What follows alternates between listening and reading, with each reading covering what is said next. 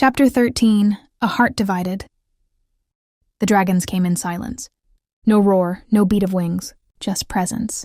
One by one, they circled the sanctuary's rim, Sarenfe first, then others old and young, glowing faintly in the soft light of the rune-lit cave. They didn't speak. They didn't need to.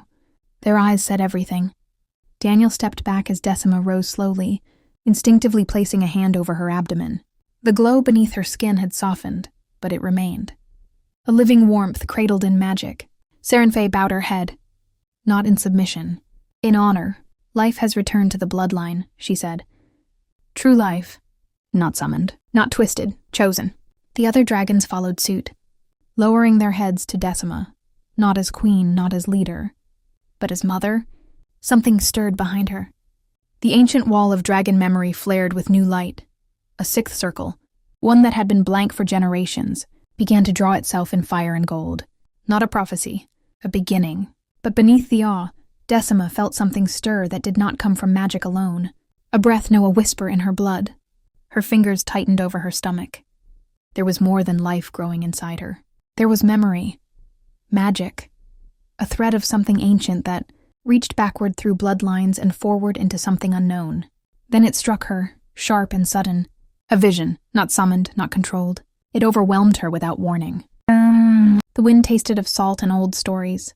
She stood at the edge of Porthkerry cliffs, her white hair whipping in the wind, eyes fixed on a tower that jutted from the rocks like a broken tooth. Behind her, the sea churned with a restless energy. People watched from the hillside and shoreline, dozens of them, silent, staring. Children, elders, strangers who had no idea what they were witnessing. She lifted a hand. Not a spell, not a curse, just intention. The tower cracked at its base. A moan rose from the stone itself, and then it crumbled, folding into the waves as if returning to the earth that birthed it. Gasps echoed up the cliffs. No one screamed. They couldn't. She turned toward them, and for a moment, her face was clear. White hair, eyes like stormlight, not aged, not human. Decima couldn't explain it, but something in that woman's presence stirred, the same thread of magic she carried in her own blood. Not a mirror, a memory reaching forward. The sea didn't see her as kin. It saw her as witness. She whispered something only the sea could hear. I remember what you did. The mist closed around her and she vanished. She blinked. Back in the cave, her breath caught in her throat. Are you all right? Daniel asked. I saw something, she said. A woman, powerful, not human. She stood at the cliffs and destroyed the tower with just a thought. Daniel didn't speak, but his gaze sharpened. Sarenfe stepped closer. Then the sea has shown you what it remembers. Decima looked down at her hands. She wasn't me, but I think she noticed me. That would make sense, Sarenfe said. She is older than the council. Older than the dragons. They called her the Angel of the Sea. She was not one of us. But she remembers. So why show me? Because something in you called out. She answered. That's all. Daniel's voice was low. She's real? Sarenfe nodded. And still watching. Sarenfe's voice murmured behind her, quiet but sure. It leads to the cliffs. The sea watches from there, and she watches with it. Who? Decima asked, barely above a whisper. The one you were, or the one you will become. The Angel of the Sea. Daniel appeared at her side. I thought she was just a story. She was, Sarenfe said, until you stirred her. Far from the sanctuary, in the cold stone chambers of the council, Ysfael staggered as a pulse of ancient magic cracked through his wards. What was that? He gasped. Mairwen's eyes narrowed. She's not just surviving. She's evolving. Elric pressed trembling hands to a crystal orb. The lines of the ley grid had shifted. The center was no longer at their temple. It was moving. To the caves? Ysfael whispered. No, Mairwen said, her voice flat. To her. On a nearby table, a scroll lay partially unrolled, forgotten. A new rune had burned itself into the edge, one the council hadn't seen in over 1,000 years. The severing, Ysfael stared at it. If we act now, we might still prevent it. Or kill her, Mairwen said coldly. The child, too. The child is the anchor, Elric murmured. Without it, the dragon line loses balance. She loses control. Mairwen didn't blink. Then we'll take the child. Back at the cave, Daniel placed his hand over Decima's. Her skin was warm beneath his, alive with pulsing light. "They're going to come for us," he said. "I know. Then we fight." Decima nodded, but her gaze remained on the distant tunnel and the sea that waited beyond. This wasn't just a turning point. It was a test, and the world was watching. The fire was almost out, just a dull orange thread glowing at the base of the logs. Decima sat cross-legged, her fingers tight around the edge of the blanket. Not from cold, from nerves. Daniel was beside her, quiet, his eyes on the flames. She didn't look at him when she spoke. "Can I tell you something? It's strange, but I think it matters." He turned to her.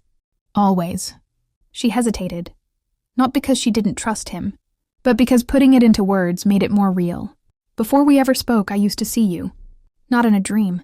Not in my head, in real life, but before it happened." He was still.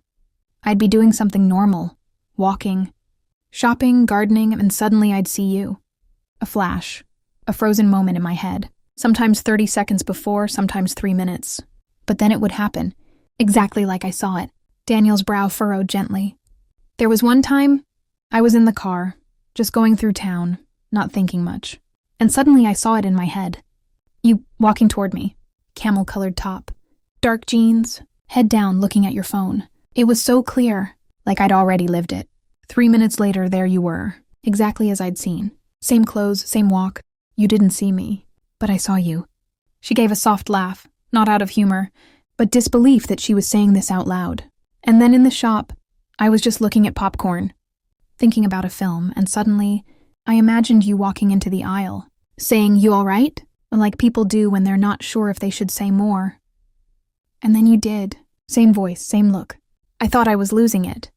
Daniel blinked, slow, still not speaking. "It happened so much I didn't know what to do anymore. I'd see you coming and look away like I hadn't, like I didn't care. But I did. I wanted to say something. Every time." She paused. Her voice softened. "There was this one day, I was gardening, and I looked up and there you were. Walking past the house, you were topless, just walking by like nothing. And I froze because I'd seen it already, not as a thought, as a moment. A full scene, 1 to 3 minutes before it actually happened." She finally turned to look at him. "That's when I realized it wasn't just coincidence. I wasn't imagining it." Her voice dropped lower. "Sometimes I felt your emotions. Not mine, yours. Pain, loneliness, anger, confusion, and I'd just know. I couldn't explain it, but I knew it was coming from you. I knew your name before I ever heard it. I knew things about you that no one had told me. And when we finally did speak, I couldn't even talk. I'd already met you 100 times in my head." Daniel's expression softened, but he still said nothing. It was as though her words had unlocked something in him, but he didn't yet know how to open it. She looked down at her hands. "I don't know what it means, but I think maybe it was always meant to happen this way. You weren't new to me, Daniel. You were just finally arriving,